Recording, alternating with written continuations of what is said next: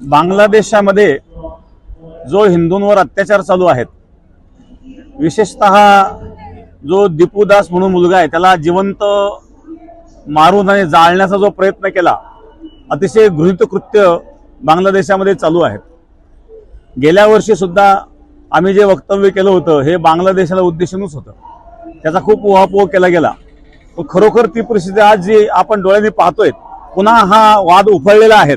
दुसरी महत्त्वाची गोष्ट, या बांगलादेशामध्ये घडलेल्या अत्याचाराच्या विरोधामध्ये पश्चिम बंगालमध्ये ज्यावेळेला हिंदूंनी मोर्चा काढला त्यावेळेला पोलिसांनी त्यांच्यावर कसे अत्याचार केले आणि अशा प्रकारे या कुकृत्याला असणारा निषेध म्हणून 29 तारखेला 29 डिसेंबरला शिर्डीला आणि छत्रपती शिवाजी महाराज चौक या ठिकाणी भव्य अशा प्रकारचं आंदोलन केलं जाणार आहे। त्या आंदोलनाला आम्ही उपस्थित असणार आहोत।